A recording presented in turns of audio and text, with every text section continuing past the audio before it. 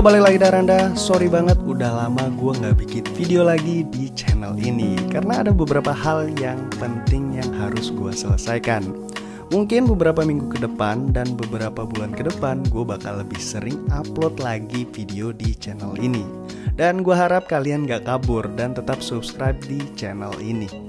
Oke, cukup segitu aja basa-basinya. Kali ini gue bakal bahas sebuah smartwatch lagi. Smartwatch ini merupakan keluaran dari brand Small Solution, dan ini adalah smartwatch baru yang mereka sebut sebagai Super Series 7. Sebenarnya ada beberapa series yang mereka kasih tahu. Mungkin lebih lengkapnya kalian bisa cek link di deskripsi di bawah ini. Mulai dari packagingnya, smartwatch ini cukup simple. Di dalam kotaknya kita temuin ada smartwatchnya dan strap serta charger yang udah magnetik dan beberapa kartu garansi dan info produknya. Lalu lanjut ke bodinya. Dari tulisan yang ada di belakangnya sih terbuat dari aluminium dan ceramic case. Tapi emang kerasa ringan untuk ukuran sebuah smartwatch. Pada bagian samping kanannya terdapat sebuah tombol dan dial untuk navigasi. Di bagian kirinya terdapat sebuah speaker kecil. Mungkin untuk ngasih notifikasi jika ada yang masuk ketika kita sambungkan HP kita dengan smartwatch ini. Lalu yang gue sayangkan sih pada bagian belakangnya ini, yaitu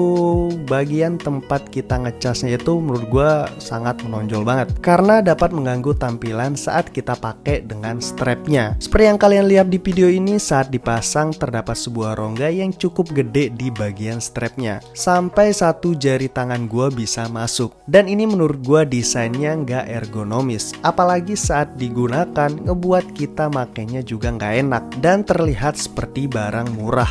Padahal smartwatch ini nggak murah-murah amat. Ini juga mungkin dikarenakan strapnya yang kurang elastis. Solusinya adalah gua tambahkan lubang di bagian strapnya sehingga jam tangan ini lebih pas di diameter pergelangan tangan gua. Atau solusi yang lain adalah nyari strap yang berbahan nilon atau berbahan lainnya yang masih bisa pas di pergelangan tangan kalian. Lalu untuk layarnya kayaknya sih nggak ada masalah, cakep, dan kalau mati pun tampilannya hitam semua. Paling yang jadi masalah ada di bezel atas dan bawahnya itu nggak simetris. Jadi bezel yang pada bagian bawahnya tuh sedikit lebih tebal dibanding bezel yang ada pada bagian atas smartwatchnya. Lanjut ke bagian tampilan UI-nya. Untuk tampilannya ini gue bilang sedikit meniru Apple Watch, apalagi dari wallpaper yang mirip sama Apple Watch terbaru. Begitu juga di tampilan semua menunya, mirip dengan Apple Watch. Lalu untuk fitur-fiturnya gimana? Sebenarnya untuk fiturnya ini emang banyak banget ya, standar lah dari sebuah smartwatch. Ada monitoring detak jantung, oksigen, tekanan darah, dan yang lainnya, yang ujung-ujungnya nggak bakal kita pakai. Di smartwatch ini juga ada beberapa fitur yang udah ada dari sananya, yaitu ada drinking water alert. Jadi setiap 1 jam, jam tangan ini memberikan notifikasi kita untuk minum.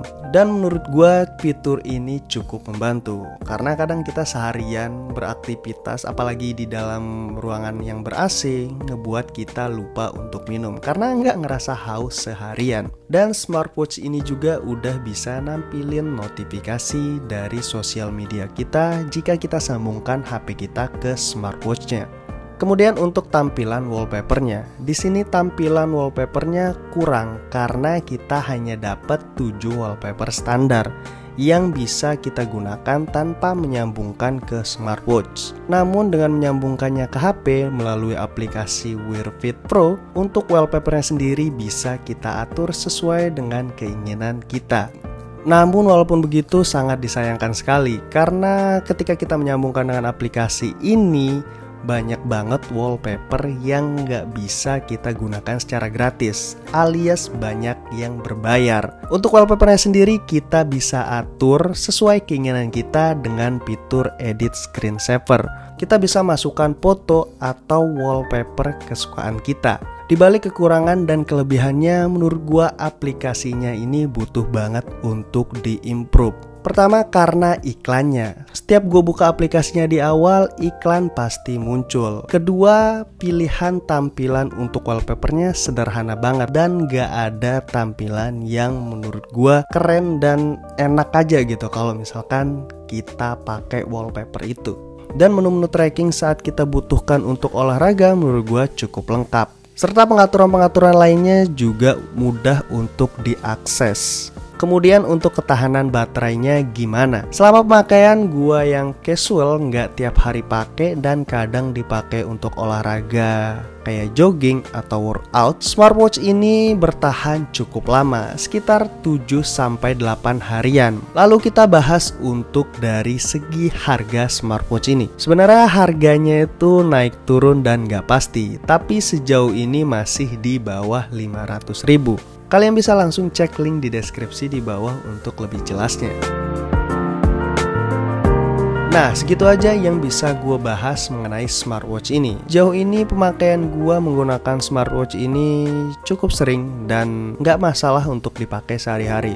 Toh tampilannya juga mirip seperti Apple Watch, tapi ini bukan Apple Watch. Lumayan lah, masih untuk dari segi tampilan dan untuk fungsi-fungsi setiap harinya tuh masih kepake lah untuk sebuah smartwatch. Jadi kalian nggak perlu spend uang yang banyak untuk pakai sebuah smartwatch. Oke, segitu aja dari gua. Like video ini jika kalian suka, dislike jika nggak suka. Jika ada pertanyaan silahkan tulis komentar di bawah. Dan jangan lupa untuk tetap subscribe. Gua Randa. Terima kasih.